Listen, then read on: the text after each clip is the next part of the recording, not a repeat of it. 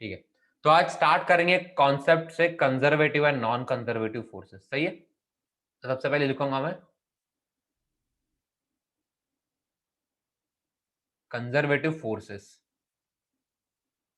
ठीक है, तो बेसिकली ये कौन सी कैटेगरी है, कंजर्वेटिव फोर्सेस का मीनिंग क्या होता है, ये कौन सी कैटेगरी है, सबसे पहले वो देख लेंगे। सही है। अच्छा, यहाँ पे अभी हम लोग दो अलग अलग टाइप के फोर्सेस को कंबाइन ये करेंगे, दो अलग अलग टाइप के फोर्सेस को हम लोग कंपेयर करेंगे और उसके बाद मैं तुम्हें कंजर्वेटिव फोर्सेस का डेफिनेशन बताऊंगा। सही है। सपोज यहाँ पे एक स्प्रिंग है, यहाँ पे एक स्प्रिंग है। ठीक है। अच्छा, ये स्प्रिंग का हैंडल है। अच्छा, ठीक है। और यहाँ पे हम लोग फ्रिक्शनल फोर्स की बात करेंगे।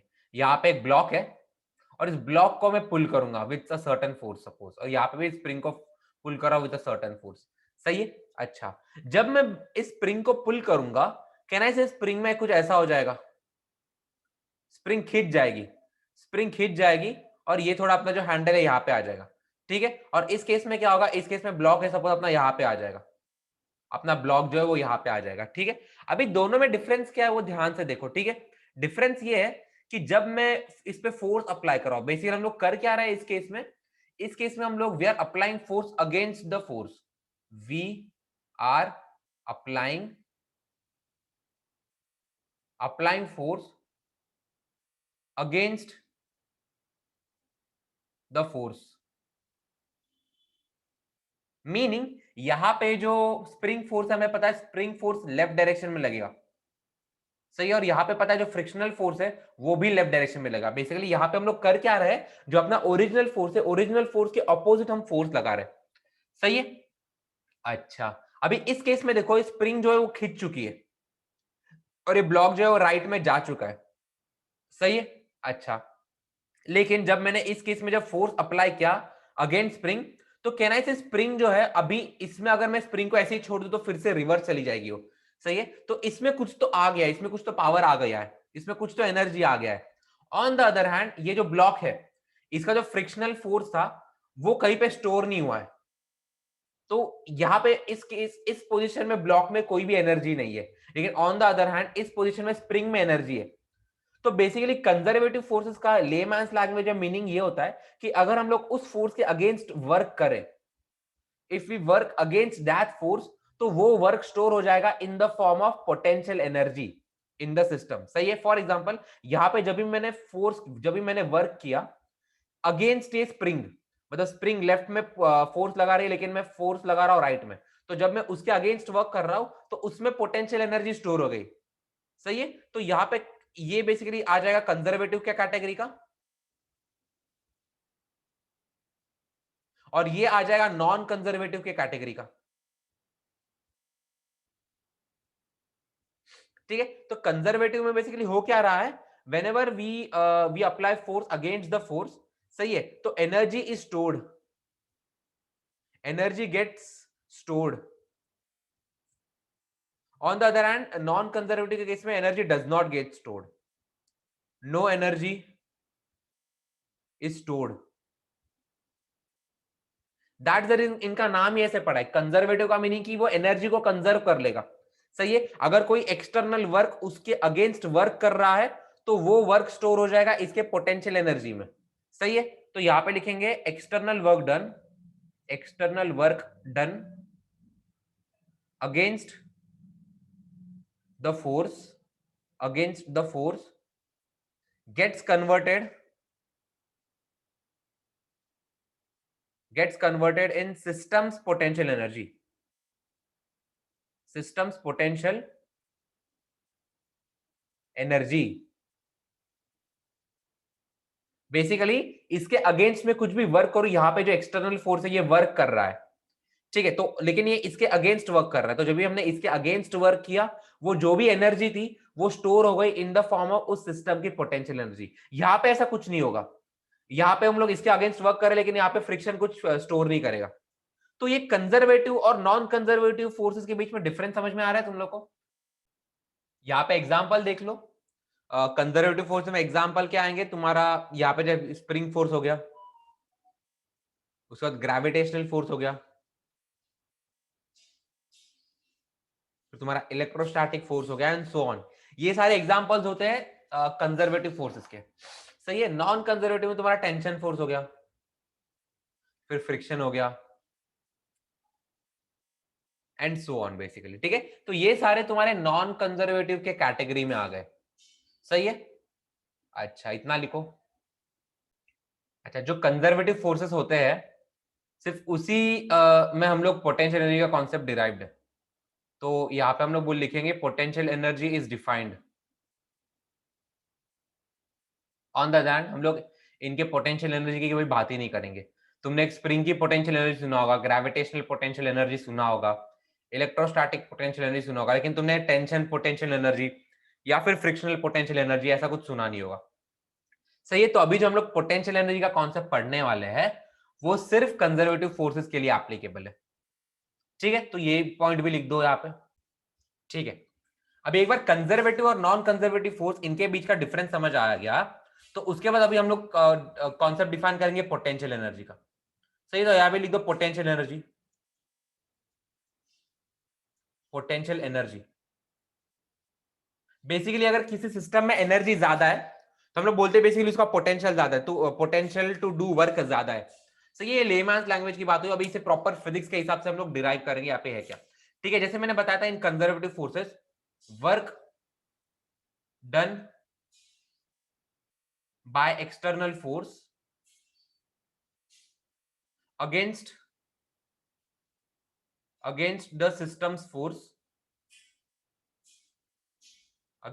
force becomes equal to potential energy of the system। सही है। इसमें भी एक छोटा सा कैच है, वो एग्जैक्टली छोटा सा कैच क्या है मैं तुम लोग को बता दूंगा। सही है। अच्छा तो ये यहाँ पे फॉर्मूला लिख दो कि potential energy is equal to negative of work done by system force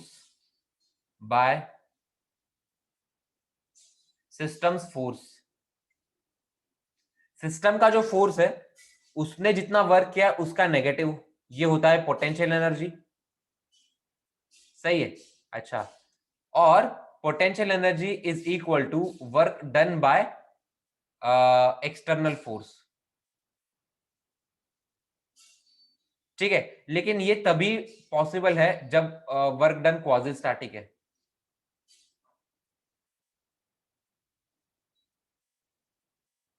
अब ये क्वाजी स्टैटिक का मीनिंग क्या है वो थोड़ी देर बाद मैं बता दूंगा। ठीक है, अब यहाँ पे जो मैंने दो स्टेटमेंट्स लिखे हैं कि work potential energy is equal to negative of work done by systems force, या फिर potential energy is equal to work done by external force for quasi static.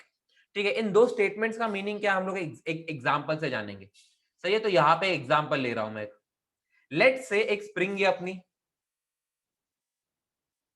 अपनी स्प्रिंग है। सही है। अच्छा, यहाँ पे स्प्रिंग का हैंडल है। अच्छा, अभी यहाँ पे जो स्प्रिंग जो है ये नेचुरल लेंथ पे, नेचुरल लेंथ मीनिंग ये कोई भी फोर्स अप्लाई नहीं कर रही है, ये कोई भी फोर्स अप्लाई नहीं कर रही है, ये उसके नेचुरल लेंथ में। ठीक है। अच्छा, अभी मैंने क्या किया, अभी मैंने सपोज इस पॉइंट पे इसे कुछ फोर्स लगाना स्टार्ट कर दिया F, तो इसके कारण क्या होगा, इसके कारण अपनी स्प्रिंग जो है वो थोड़ी सी खिंच जाएगी, वो इस पोजीशन में आ जाएगी। सही है। अच्छा चलो, अपने नेचुरल लेंथ से वो यहाँ पे आ चुकी है। अच्छा, तो सपोज यहाँ पे स्प्रिंग फोर्स में इसे एफ एस से रिप्रेजेंट कर रहा हूं, वो हमेशा लेफ्टवर्ड लगेगा। यहाँ पे स्प्रिंग फोर्स है वो लेफ्टवर्ड लगेगा। सही है। अच्छा, अभी what is the work done bye spring force, कहना है नेगेटिव है बिकॉज डिस्प्लेसमेंट जो है वो राइट डायरेक्शन में है, लेकिन ये जो स्प्रिंग फोर्स है वो लेफ्ट डायरेक्शन में। तो वर्क डन बाय स्प्रिंग का फोर्स या फिर वर्क डन बाय सिस्टम का फोर्स ये एक्चुअली नेगेटिव है, और उस नेगेटिव वैल्यू को कॉम्पनसेट करने के लिए यहाँ पे हम लोग नेगेटिव साइन डालते हैं। सही है। अच्छा, on the other hand work done by external force, ये एफ एक्सटर्नल जो है यहाँ पे ये positive, because displacement right direction में और वो जो फोर्स है वो भी पॉजिटिव है, वो भी राइट डायरेक्शन में। That's the reason work done by external force positive होता है। तो इस केस में पोटेंशियल एनर्जी को डायरेक्टली हम लोग work done by external force लिख सकते हैं। सही है, लेकिन ये कभी लिख सकते हैं जब तुम्हारा सिस्टम जो है, फिर जो तुम्हारा प्रोसेस है वो क्वाजी स्टैटिक है। क्वाजी स्टैटिक का मीनिंग क्या होता है, क्वाजी स्टैटिक का मीनिंग होता है वेरी स्लोली, वेरी स्लोली। सही है। बेसिकली अगर मैं बहुत धीरे धीरे धीरे धीरे उसे खींच रहा हूं, सिर्फ ऐसे केस में हम लोग ये फॉर्मूला लगा सकते हैं, potential energy is equal to work done by external force. सही है। अभी ऐसा क्यों? अगर मैंने उसे झटके से खींच लिया, अगर मैंने स्प्रिंग को उसे झटके से खींच लिया, तो इस पॉइंट ऑफ टाइम पे इस वाले हैंडल की कुछ वेलोसिटी भी रहेगी। अगर मैं इसे धीरे धीरे खींच रहा हूं तो यहाँ पे उसकी वेलोसिटी 0 रहेगी, लेकिन अगर मैं उसे झटके से खींच रहा हूं, एकदम फास्ट खींच रहा हूं, तो इसकी कुछ तो वेलोसिटी होगी। तो पोटेंशियल एनर्जी के साथ इसमें एक काइनेटिक एनर्जी भी एसोसिएटेड रहेगी, एंड दैट्स द रीजन उस केस में हम लोग पोटेंशियल एनर्जी को इसके वर्क डन से इक्वेट नहीं कर सकते। सही है। अच्छा, तो इसीलिए will better go with this formula, will better go with this formula. इतना जिन जिन को क्लियर है मुझे एक थम्स अप दे दो। चलो अभी हम लोग कैलकुलेट करेंगे potential energy of a spring. सही है, इतना समझ गया? अगर इतना समझ गया तो अभी हम लोग कैलकुलेट करेंगे potential energy of a spring. तो ध्यान दो, अभी यहां पे मैं लिख रहा हूं potential energy of a spring. सही है। अच्छा, अभी लेट से एक ऐसा सिनेरियो है, एक ऐसा सिनेरियो है, ये अपनी स्प्रिंग है, और इस केस में जो स्प्रिंग जो है वो अभी नेचुरल लेंथ पे है। जो फर्स्ट डायग्राम है, फर्स्ट डायग्राम में अपना स्प्रिंग जो है वो नेचुरल लेंथ पे। सही है, तो यहां पे लिख दो नेचुरल लेंथ, नेचुरल लेंथ। तो नेचुरल लेंथ का मीनिंग इज वो अपना कोई भी फोर्स एक्सर्ट नहीं कर रहा है, वो ऐसा स्टेडी है। ठीक है। अभी मैंने इसे खींचना स्टार्ट कर दिया, अभी मैंने इसे खींचना स्टार्ट कर दिया, तो उसके कारण क्या होगा? ये थोड़ा सा एलोंगेट होगा, एंड फाइनली सपोज ये इस पोजीशन पे आ रहा है, एलोंगेट होके सपोज ये इस पोजीशन पे आ रहा है। अच्छा, लेट से इसका इस पॉइंट से इस पॉइंट तक का डिस्टेंस है, लेट से x, डिस्टेंस है x, इस पॉइंट से इस पॉइंट तक अपना डिस्टेंस है x। सही है। अच्छा, अभी हमें स्प्रिंग के फोर्स का फॉर्मूला पता है। Spring force is given by minus के एक्स, जहां पे x होता है नेचुरल लेंथ से उसका डिस्टेंस, नेचुरल लेंथ से उसका एलोंगेशन। ठीक है, नेचुरल लेंथ के बाद उसे कितना ज्यादा खींचा गया है। सही है। अच्छा, और कहना से ये एक वेरिएबल फोर्स है, वेरिएबल फोर्स मीनिंग ये x जितना ज्यादा होगा फोर्स उतना ही ज्यादा होगा।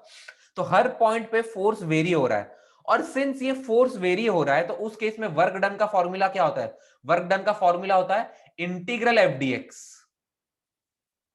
इस केस में वर्क डन का फॉर्मूला बन जाता है इंटीग्रल एफ डी एक्स। सही है, ये हमने ऑलरेडी पढ़ा है, फिर से बता रहा हूं। यहाँ पे हर एक पॉइंट पे फोर्स अलग रहेगा। मैंने स्प्रिंग को यहां तक खींचा, यहाँ पे फोर्स अलग है। मैंने स्प्रिंग को यहां तक खींचा, यहाँ पे फोर्स अलग है, यहाँ पे फोर्स अलग है, एंड सो ऑन। क्यों? बिकॉज हमें पता है फोर्स जो है वो ये एलोंगेशन पे डिपेंड करता है, जितना ज्यादा एलोंगेशन उतना ज्यादा फोर्स। तो दैट मीन्स हम लोग बोल सकते हैं कि ये जो फोर्स है ये वेरिएबल फोर्स है, ये जो फोर्स है ये वेरिएबल फोर्स है। और सिंस फोर्स वेरिएबल है तो उस केस में वर्क डन का फॉर्मूला हम लोग ये लगा देंगे। तो यहाँ पे लिख रहा हूं मैं work done bye spring force that is given by integral F D x. यहाँ पे ये स्प्रिंग का फोर्स है। सही है। अच्छा, अभी यहाँ पे सब्स्टिट्यूट कर दो, एफ के बदले लिखूंगा माइनस के एक्स डी एक्स। सही है। अच्छा, ये कहां से कहां तक जा रहा है? इनिशियली ये x की वैल्यू 0 थी, बिकॉज इनिशियली नेचुरल लेंथ पे था, तो ये पॉइंट पे x की वैल्यू 0 है, और ये पॉइंट पे x की वैल्यू x है। सही है। तो x जो है वो 0 से x पे वेरी कर रहा है, तो यहाँ पे ये मेरा लिमिट है। सही है। अच्छा ठीक है, अब ये जो माइनस के कांस्टेंट है इंटीग्रल के बाहर ले लूंगा मैं, अंदर बचेगा इंटीग्रल x dx। कहां से कहां तक? 0 से x तक। सही है। अच्छा, तो माइनस के इंटीग्रल x क्या होता है? Integral x raise to n dx होता है, ये होता है x raise to n plus one upon n plus one plus C. सही है। इस केस में तो ये चीज क्या बन जाएगी? ये चीज बन जाएगी, यहाँ पे x रेज टू वन है, तो x raise to one plus one two upon one plus one which is nothing but two. सही है। अच्छा, ये डेफिनेट इंटीग्रल है, यहाँ पे देखो ये इनडेफिनेट इंटीग्रल है। इनडेफिनेट का मीनिंग कि यहाँ पे there are no limits, but यहाँ पे लिमिट्स है, और जहां पे लिमिट्स होते हैं वहां पे ये प्लस सी लिखने की जरूरत नहीं होती है। तो यहाँ पे इतना ही लिखेंगे, कहां से कहां तक जा रहा है? 0 से x तक। सही है।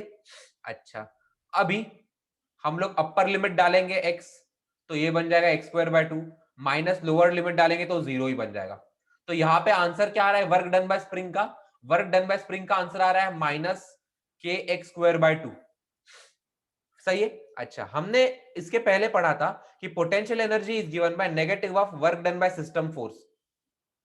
सही है। तो इस केस में ये चीज क्या बन जाएगा? ये चीज बन जाएगा माइनस ऑफ माइनस के एक्स स्क्वायर बाय टू। तो फाइनली स्प्रिंग का पोटेंशियल एनर्जी का फॉर्मूला आ रहा है हाफ के एक्स स्क्वायर, हाफ के एक्स स्क्वायर। सही है। तो बेसिकली अगर मैंने किसी स्प्रिंग को जिसका स्प्रिंग कांस्टेंट है के, उसे एक्स लेंथ इलोंगेट कर दिया या फिर एक्स लेंथ कंप्रेस कर दिया है, तो उसमें इतने अमाउंट ऑफ का पोटेंशियल एनर्जी आ जाएगा। जिन जिनको डेरिवेशन क्लियर है मुझे एक थम्स अप दे दो और इतना लिखना स्टार्ट कर दो। ठीक है, तो स्प्रिंग का हो गया, स्प्रिंग का पोटेंशियल हो गया। अभी डिस्कस करते हैं ग्रेविटी का पोटेंशियल एनर्जी। तो यहां पे लिखो potential energy of gravity, potential energy of gravity. ठीक है, एक्चुअल पोटेंशियल एनर्जी हम लोग वहां पे डिस्कस करेंगे, ग्रेविटेशन के चैप्टर में करेंगे। तो यहाँ पे बेसिक सा करेंगे बेसिकली। सही है, यहाँ पे बेसिक वाला करेंगे। ठीक है, चलो सपोज ये आपका सरफेस है। अभी यहाँ पे एक ऑब्जेक्ट है, यहाँ पे एक ऑब्जेक्ट है जिसका मास है स्मॉल एम, जिसका मास है स्मॉल एम। सही है। अच्छा, अभी इस मास को मैं ऊपर उठा रहा हूं, इस मास को मैं यहां पे लेके आया सपोज, और ये हाइट कितनी है, लेट्स से ये हाइट हो गई अपनी स्मॉल एच, ये हाइट हो गई स्मॉल एच। सही है। अच्छा, अभी जब मैं इस प्रोसेस में से ऊपर लेके जा रहा हूं, सपोज मैं इस मिड में यहां पे इसे ऊपर लेके जा रहा हूं। सही है, इस पे ग्रेविटी का फोर्स कितना लग रहा है, कहना है इसे ग्रेविटी का फोर्स हमेशा नीचे लगता है mg। ग्रेविटी का फोर्स हमेशा, बेसिकली मैं इसे ऊपर लेके जा रहा हूं तो इसका डिस्प्लेसमेंट जो है अपवर्ड डायरेक्शन में है, लेकिन फोर्स हमेशा नीचे लग रहा है, फोर्स हमेशा नीचे लग रहा है। तो उस केस में कहना है वर्क डन बाय ग्रेविटी का फोर्स, उसे मैं WG से रिप्रेजेंट कर रहा हूं, ये कितना हो जाएगा, कहना है ये हो जाएगा फोर्स इनटू डिस्प्लेसमेंट। तो फोर्स कितना है mg, डिस्प्लेसमेंट कितना है टोटल नीचे से लेकर h, लेकिन ये वर्क है, ये नेगेटिव है। नेगेटिव क्यों, बिकॉज फोर्स नीचे लग रहा है और डिस्प्लेसमेंट ऊपर हो रहा है, तो they are actually anti parallel, and since they are anti parallel तो जो वर्क डन है वो नेगेटिव है। सही है। अच्छा, तो इस केस में, और ये सिस्टम का फोर्स है, ये सिस्टम का फोर्स है। ठीक है, ऑब्वियसली इसे ऊपर लेके जाने के लिए मुझे एक एक्सटर्नल फोर्स की रिक्वायरमेंट होगी। सही है, तो ये एक्सटर्नल फोर्स अपने सिस्टम का फोर्स नहीं है, तो work done by gravity minus GH है, माइनस mgh है। सही है। अच्छा, पोटेंशियल एनर्जी क्या होता है, पोटेंशियल एनर्जी होता है negative of work done by system force. तो इस केस में सिस्टम फोर्स ग्रेविटी का वर्क है, ग्रेविटी का फोर्स है। तो इस केस में पोटेंशियल एनर्जी क्या हो जाएगा, वो हो जाएगा माइनस ऑफ माइनस mgh। तो अपने को यहां से पोटेंशियल एनर्जी का फॉर्मूला निकल के आता है mgh। तो बेसिकली बचपन से जो हम लोग रट रहे थे कि ग्रेविटी का पोटेंशियल एनर्जी mgh है, वो यहां से आ रहा है। इतना जिन जिन को क्लियर है, एक थम्स अप दे दो और लिखो। अभी हम लोग कंजर्वेटिव फोर्स और नॉन कंजर्वेटिव फोर्स, इनका एक अल्टरनेट डेफिनेशन देखेंगे। एक्चुअली बहुत सारे टेक्स्ट बुक में स्टार्टिंग में ये डेफिनेशन दे देते, लेकिन बच्चों को ये डेफिनेशन समझ में नहीं आती बिना कुछ कॉन्सेप्ट समझाए। सही है, तो यहां पे मैं लिखूंगा कंजर्वेटिव फोर्स के बारे में, यहां पे मैं लिखूंगा कंजर्वेटिव फोर्सेस, और यहां पे लिखूंगा नॉन कंजर्वेटिव फोर्सेस के बारे में। सही है। सपोज एक पार्टिकल पॉइंट ए से पॉइंट बी में जा रहा है, पॉइंट ए से पॉइंट बी में जा रहा है। सही है। अच्छा, सपोज वो ऐसे जा रहा है। ठीक है। अच्छा, इस केस में वर्क डन जो होता है, वर्क डन जो होता है ये होता है does not depend on the path, does not depend on the path. ठीक है, तो बेसिकली ये होता है potential at B minus potential energy at A. तो बेसिकली ये जो है चेंज इन पोटेंशियल एनर्जी के बराबर है। On the other hand, conservative forces के कारण अगर मैं सपोज पॉइंट ए से पॉइंट बी में जा रहा हूं, सही है, तो अगर मैं सपोज ये पाथ ले रहा हूं, अगर मैं सपोज ऐसा पाथ ले रहा हूं, या फिर मैं अगर सपोज ऐसा पाथ ले रहा हूं, तो इस केस में सपोज वर्क डन है, सपोज फर्स्ट पाथ है, सेकंड पाथ है, थर्ड पार्ट है। सही है, तो इस केस में work done by first part is not equal to work done by second part is not equal to work done in the case of third part. सही है, non conservative के forces में। ठीक है, लेकिन कंजर्वेटिव के cases में तुम ऐसे पाथ लो चाहे ऐसे पाथ लो, ठीक है, सपोज फर्स्ट पाथ है, सेकंड पाथ है, थर्ड पार्ट है, तो इस केस में work done in path 1 is equal to work done in part 2 is equal to work done in part 3। सही है। अच्छा, ये थर्मोडायनामिक्स में बहुत ज्यादा काम आने वाला है। सही है, इसका एग्जाम्पल देख लो। बेसिकली इसका एग्जाम्पल क्या है, सपोज मैं ये पॉइंट से ये पॉइंट में उठा रहा हूं मेरे पार्टिकल को, मैं ग्रेविटी की बात कर रहा हूं, यहां से यहां पे लेके आ रहा हूं, तो सपोज मैं इसे डायरेक्टली ऊपर लेके जाऊं, मैं इसे डायरेक्टली ऊपर लेके जाऊं, या फिर मैं इसे घुमा के ऊपर लेके जाऊं, या फिर मैं इसे ऐसे ऐसे ऐसे ऐसे करके फिर से ये पॉइंट पे लेके आऊं। सही है, तो ये उसके पाथ पे डिपेंड नहीं करेगा, ये कैसे जा रहा है उस पर डिपेंड नहीं करेगा। जो फाइनल वर्क डन है वो चेंज इन पोटेंशियल एनर्जी के बराबर ही आ जाएगा। लेकिन सपोज अभी एक नॉन कंजर्वेटिव का एग्जांपल ले लेते हैं, सपोज फ्रिक्शन ले लेते हैं, सही है। तो यहां से सपोज मैं यहां पे जा रहा हूं, सही है। तो सपोज मैं अगर मैं ऐसे जा रहा हूं तो वर्क डन अलग रहेगा, बिकॉज पाथ ज्यादा तो फ्रिक्शन ज्यादा रहेगा, मतलब फ्रिक्शन का वर्क डन ज्यादा रहेगा। अगर मैं ऐसे जा रहा हूं तो उस केस में वर्क डन अलग रहेगा, अगर मैं ऐसे जा रहा हूं उस केस में वर्क डन अलग रहेगा। तो बेसिकली ये डिफरेंस है कंजर्वेटिव और नॉन कंजर्वेटिव के बीच में। कंजर्वेटिव के केस में अगर मैं पॉइंट ए से पॉइंट बी में जा रहा हूं तो जो मेरा नेट वर्क डन होता है, टोटल वर्क डन होता है, वो दोनों पॉइंट्स के बीच के पोटेंशियल एनर्जी के डिफरेंस के बराबर हो जाता है। तो वो पाथ पे डिपेंड नहीं करता, वो रोड पे डिपेंड नहीं करता, तुम उसे कैसे भी लेके जाओ, वो सिर्फ फाइनल पॉइंट्स पे डिपेंड करता है। It only depends on the initial point and the final point. But non conservative के फोर्स के केस में ऐसा नहीं होता, ठीक है। वो उसके रोड पे भी डिपेंड करता है कि हम लोग इसे कैसे लेके जा रहे हैं। ये कॉन्सेप्ट जिन जिनको क्लियर है थम्स अप दे दूंगा। चलो, तो अभी हम लोग देखेंगे कि कंजर्वेशन ऑफ मैकेनिकल एनर्जी ये एग्जैक्टली होता क्या देखेंगे। सबसे पहले मैकेनिकल एनर्जी होता है, it is nothing but kinetic energy plus potential energy. Mechanical energy is nothing but it is the addition of kinetic energy and potential energy, सही है। तो basically conservation of mechanical energy होता क्या है, तुम किसी भी पॉइंट पे चले जाओ तो नेट इनका addition kinetic energy plus potential energy, इन दो एनर्जीज का एडिशन हमेशा कांस्टेंट रहता है। तो इट्स नथिंग बट बेसिकली है क्या कि kinetic energy plus potential energy is equal to constant, is equal to constant, सही है। तो ये प्रिंसिपल ही है। अभी इसका एक छोटा सा एग्जांपल देख लेते हैं हम लोग, एग्जैक्टली है क्या। एग्जैक्टली मैं डायरेक्टली तुम्हें इस फंडे का एप्लीकेशन ही बता दूंगा और तुम्हें क्लियर हो जाएगा कॉन्सेप्ट, सही है।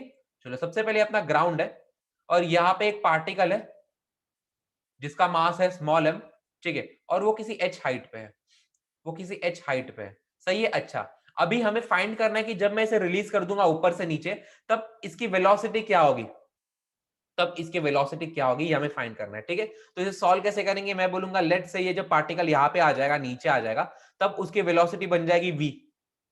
अच्छा, अभी इसकी वेलोसिटी कितनी है, इनिशियल वेलोसिटी u से रिप्रेजेंट करूंगा, इसकी वेलोसिटी 0 है, बिकॉज मैंने उसे ऐसे ऊपर से मैं इसे नीचे छोड़ रहा हूं, I am dropping it, basically free fall की बात है इसमें, ठीक है। अच्छा, और ये सपोज इसमें हाइट है h। अच्छा, तो इस पॉइंट पे काइनेटिक एनर्जी कितने है, मैं से काइनेटिक एनर्जी इनिशियल बोलूंगा, बिकॉज ये मेरा इनिशियल पॉइंट है, ये मेरा फाइनल पॉइंट है। काइनेटिक एनर्जी इनिशियल कितनी है, इस पॉइंट पे वेलोसिटी 0 है, तो काइनेटिक एनर्जी भी यहाँ पे 0 हो जाएगा। या फिर अगर तुम्हें फॉर्मूला ही लिखना है तो यहाँ पे लिख दूंगा मैं हाफ m इंटू वेलोसिटी का स्क्वायर, वेलोसिटी 0 है, तो इस पॉइंट पे काइनेटिक एनर्जी 0 है। अच्छा, इस पॉइंट पे पोटेंशियल एनर्जी कितना है, पोटेंशियल एनर्जी इनिशियल वो बन जाएगा mgh, हमने अभी अभी पढ़ा है, अगर कोई भी पार्टिकल h हाइट पे है तो उसकी पोटेंशियल एनर्जी बन जाएगी mgh, सही है। अच्छा, अभी हम लोग फाइनल पॉइंट की बात करते हैं, इस पॉइंट की बात करते हैं। इस पॉइंट में काइनेटिक एनर्जी कितना है पार्टिकल का, इस इस पॉइंट पे इसकी वेलोसिटी बन गई है v, तो इसका काइनेटिक एनर्जी बन जाएगा हाफ m v स्क्वायर, सही है। अच्छा, इस पॉइंट पे इसकी पोटेंशियल एनर्जी कितनी होगी, अच्छा एक ग्राउंड जीरो पे आ गया और यही हमारा रेफरेंस लाइन था। रेफरेंस लाइन का मीनिंग जो भी ये हाइट है वो मैंने इसके रिस्पेक्ट में मेजर किया है, और सिंस ये अभी इसके रिस्पेक्ट में मेजर किया है तो यहाँ पे तो उसका हाइट 0 हो गया, तो पोटेंशियल एनर्जी भी 0 हो गया, सही है। तो यहाँ पे काइनेटिक एनर्जी, यहाँ पे नेट मैकेनिकल एनर्जी कितना हो जाएगा, kinetic energy plus potential energy. यहाँ पे भी एक्जैक्टली वही चीज, यहाँ पे मैं फाइनल फाइनल लिख देता हूँ, काइनेटिक एनर्जी फाइनल और पोटेंशियल एनर्जी फाइनल, सही है। अच्छा, अभी अपना कंजर्वेशन ऑफ मैकेनिकल एनर्जी का प्रिंसिपल क्या बोलता है कि mechanical energy which is nothing but kinetic energy plus potential energy constant रहना चाहिए।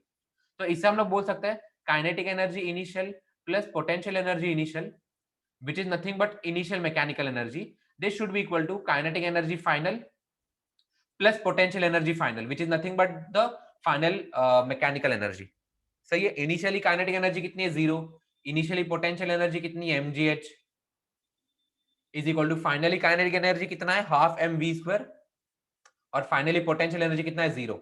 तो यहां से हमें ये इक्वेशन मिल रहा है mgh is equal to half m v square, हमें ये इक्वेशन मिल रही है। अभी इसे सॉल्व करेंगे, m m कैंसिल हो जाएगा, हमें वेलोसिटी का एक्सप्रेशन चाहिए, तो यहां से v स्क्वायर कितना आ जाएगा, 2 यहाँ पे मल्टीप्लाई हो जाएगा, v स्क्वायर बन जाएगा 2gh। तो यहां से हमें v का एक्सप्रेशन मिल रहा है, v कितना मिल रहा है, v मिल रहा है रूट ऑफ 2gh। तो यहां से हमें डायरेक्टली वेलोसिटी का आंसर आ रहा है। तो ये बेसिकली ये है कंजर्वेशन ऑफ मैकेनिकल एनर्जी, हम लोग को ऐसा अप्लाई करना है। तो जिन जिनको इतना क्लियर है थम्स अप दे दो और लिखना स्टार्ट कर दो। चलो,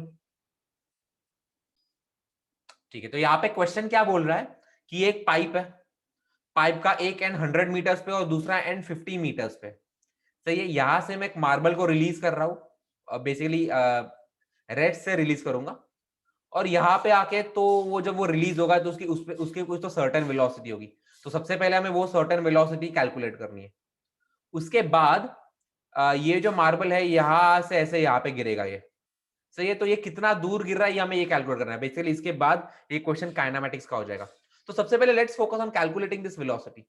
सही है, अच्छा इस पॉइंट पे लेट्स से वेलोसिटी u है और वो 0 है बिकॉज हम लोग ऐसे रिलीज कर रहे हैं उसको। सही, तो इस पॉइंट पे काइनेटिक एनर्जी इनिशियल कितना होगा, वेलोसिटी 0, तो इस पॉइंट पे मार्बल का काइनेटिक एनर्जी 0 होगा। ऑन द अदर हैंड इसका पोटेंशियल एनर्जी कितना होगा, पोटेंशियल एनर्जी इनिशियल mgh होता है। लेट्स से मार्बल का मास स्मॉल m मान लो, तो m इंटू जी इंटू हाइट कितना है ये 100।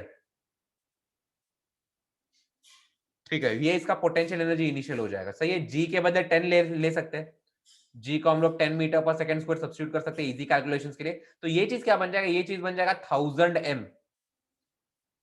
सही है, पोटेंशियल एनर्जी। तो यहाँ पे काइनेटिक एनर्जी इनिशियल, चलो फिलहाल इतना रहने दो। तो काइनेटिक एनर्जी इनिशियल और पोटेंशियल एनर्जी इनिशियल लिख दिया मैंने। अच्छा, अभी इस पॉइंट की बात करते हैं। सही है, इस पॉइंट पे काइनेटिक एनर्जी फाइनल कितना होगा, वो बन जाएगा half into M into V square. सही है, अच्छा मास तो एम, ये तो इसे इतना ही लिख सकते हैं हम लोग। सही है, और पोटेंशियल एनर्जी फाइनल कितना होगा, इस केस में हाइट है अपना 50, तो वो हो जाएगा एम जी एच। तो ये बन जाएगा m इंटू जी के बदले 10 लिखूंगा, h के बदले 50 लिखूंगा। सही है, तो इस केस में पोटेंशियल एनर्जी फाइनल बन जाएगा 500 m। सही है, अच्छा अभी conservation of mechanical energy principle apply कर लेंगे। क्या होता है कि kinetic energy plus potential energy which is the net mechanical energy constant होना चाहिए। तो यहां पे मैं लिख दूंगा कि kinetic potential energy initial plus kinetic energy initial that must be equal to potential energy final plus kinetic energy final. सही है, तो इनिशियल पोटेंशियल एनर्जी कितना है यहाँ पे 1000 m है, प्लस इनिशियल काइनेटिक एनर्जी तो 0 है, is equal to final potential energy कितना है 500 m, plus initial plus final kinetic energy कितना है हाफ एम वी स्क्वायर, जो चीज हमें कैलकुलेट करनी है। सही है, अच्छा तो बेसिकली यहां से इक्वेशन क्या है, 500 m को मैं वहां पे लेके जाऊंगा तो हमें इक्वेशन मिल जाएगा यहाँ पे half M V square is equal to 500 m। ये 500 m में वहां पे लेके जा रहा हूं तो 1000 माइनस 500 500 रह जाएगा। सही है, अच्छा ठीक है, अभी ये स्मॉल एम को कैंसिल कर रहा हूं मैं। तो यहां से हमें वी स्क्वायर का वैल्यू कितना आ रहा है, वी स्क्वायर का वैल्यू आ रहा है 1000। अगेन ये 2 500 से मल्टीप्लाई हो जाएगा तो वी स्क्वायर 1000 बन जाएगा। तो वी कितना बन जाएगा, 1000 का स्क्वायर रूट निकालने जाऊंगा तो 1000 को लिख सकता हूँ 100 इंटू 10, वो 100 जो है स्क्वायर रूट के बाहर आकर 10 बन जाएगा, तो आंसर आ जाएगा 10 रूट 10 मीटर पर सेकेंड। तो जब मार्बल को अगर मैं यहां से रिलीज कर रहा हूं तो यहां पे आते आते उसका वेलोसिटी बन जाएगा 10 रूट 10 मीटर पर सेकेंड। इतना जिन जिन लोग को क्लियर, एक थम्स अप दे दो मुझे। चलो ठीक है, अभी वेलोसिटी तो हमने कैलकुलेट कर लिया है, वेलोसिटी कैलकुलेट कर लिया, अभी आगे देखते हैं आगे कैसे करेंगे। ठीक है, लेट से इस पॉइंट को ओरिजिन मान लो, तो यहां पे इसका वेलोसिटी ऐसा है, कितना है इसका वेलोसिटी 10 रूट 10, 10 रूट 10 मीटर पर सेकेंड है इसका वेलोसिटी। सही है, अच्छा ठीक है, अभी लेट से इस पॉइंट को मैं बी पॉइंट मान लेता हूं, इस पॉइंट को मैं बी पॉइंट मान रहा हूं। सही है, इस पॉइंट की क्या खास बात पता है हमें, ये अपना ओरिजिनल पॉइंट है तो मैं से ओ मार्क कर देता हूं। सही है, ये पॉइंट से लेके ये पॉइंट हम लोग को, हमें इस पॉइंट की क्या खास बात मालूम है, कहने से इसके वाई डायरेक्शन का डिस्प्लेसमेंट पता है हमें। इसका वाई डायरेक्शन का डिस्प्लेसमेंट है -50। आई मीन इस पॉइंट को अगर मैं ओरिजिन मान रहा हूं, इस पॉइंट को अगर मैं ओरिजिन मान रहा हूं तो हमें बेसिकली इसका वाई डायरेक्शन डिस्प्लेसमेंट नीचे जा रहा है ना ये, तो हमें इस पॉइंट का वाई डायरेक्शन का डिस्प्लेसमेंट पता है -50। तो चलो अभी धीरे धीरे काइनेमेटिक्स का लिखना शुरू कर देते हैं। यहाँ पे मैं एक्स के क्वांटिटी पैरामीटर्स लिखूंगा, यहाँ पे मैं वाई के पैरामीटर्स लिखूंगा। सही है, अच्छा इनिशियल वेलोसिटी इन एक्सेलरेशन कितना है, वो 10 रूट 10 है, ये हमें पता है, ये दिया हुआ है। Initial velocity in Y direction कितना है, 0 है, बिकॉज ये एग्जैक्टली हॉरिजॉन्टल है, ये दिख रहा है यहाँ पे, ये एग्जैक्टली हॉरिजॉन्टल है, तो initial velocity in Y direction तो 0 है। सही है, अच्छा एक्सेलरेशन इन एक्सेलरेशन कितना है, वो तो 0 है, और एक्सेलरेशन इन वाई डायरेक्शन कितना है, वो है अपना -10 मीटर पर सेकंड स्क्वायर, बिकॉज जी का वैल्यू -10 है और जी डाउनवर्ड है, और डाउनवर्ड को हम लोग यूजुअली नेगेटिव लेते हैं। सही है, अच्छा अभी पॉइंट बी की बात करते हैं। पॉइंट बी का हमें क्या पता है, हमें एस वाई पता है, डिस्प्लेसमेंट इन वाई डायरेक्शन पता है। वो क्या है, डिस्प्लेसमेंट इन वाई डायरेक्शन अपना है, वो है -50। अच्छा, अपने प्रिंस का आंसर आ गया है, लेट्स से चेक करता हूं प्रिंस में, लेट मी चेक आंसर। सही है। एस वाई क्या होता है, एस वाई होता है U Y into T plus half into A Y into T square. सही है, अपना सेकेंड इक्वेशन काइनेमेटिक्स का। तो एस वाई के बदले -50 सब्सटीट्यूट करूंगा, यू वाई के बदले 0 डाल दूंगा, because initial velocity in Y direction तो 0 है। तो यहां पे से बच जाएगा हाफ इंटू ए वाई के बदले आ जाएगा -10 इंटू टी स्क्वायर। सही है। अच्छा, तो यहां से टी स्क्वायर क्या आ जाएगा, यहां से टी स्क्वायर आ जाएगा 50 इंटू 200 the whole divided by 10 which is nothing but 10। सही है। अच्छा, यहां से आंसर 10 आ रहा है, माइनस माइनस तो कट जाएगा। तो यहां से टाइम का वैल्यू आ रहा है हमें √10 सेकेंड्स। तो बेसिकली ये पता चल रहा है कि यहां से लेके यहां तक टाइम कितना लग रहा है, टाइम लग रहा है √10 सेकेंड्स। सही है। अच्छा, अभी ये रेंज क्या है, ये range is nothing but displacement in x direction. तो इसे मैं एस वाई से रिप्रेजेंट कर रहा हूं। सही है। तो एस वाई का फॉर्मूला क्या होता है, ये बन जाएगा U Y T plus half into A Y into T square. सही है। अच्छा, सॉरी सॉरी, वाई वाई क्यों लिख रहा हूं मैं, एक्स लिखना चाहिए मुझे। एस एक्स क्या हो जाएगा, अच्छा ये भी एस एक्स है ना, डिस्प्लेसमेंट इन एक्स डायरेक्शन है ये। ठीक है, ये बन जाएगा you x into T plus half into A x into T square. सही है। अच्छा, ए एक्स 0 है, एक्सेलरेशन इन एक्स डायरेक्शन 0, तो ये पूरा क्वांटिटी 0 हो जाएगा। सही है। अच्छा, ए एक्स के बदले क्या डालूंगा मैं, एस एक्स के बदले लिखूंगा रेंज, ये हमें फाइंड करना है। यू एक्स के बदले लिखूंगा 10√10 इंटू टाइम के बदले लिखूंगा √10, बिकॉज टाइम का वैल्यू यहां से आया हमें। तो यहां से आंसर कितना मिल रहा है रेंज का, 10√10 इंटू √10, 10 इंटू 10 100। तो रेंज का वैल्यू आ रहा है हमें 100 मीटर्स। सही है। तो ये अपना फाइनल आंसर है, range is equal to 100 metres. जिन जिन लोग का ये सोल्यूशन क्लियर है मुझे एक थम्स अप दे दो, चलो जल्दी से।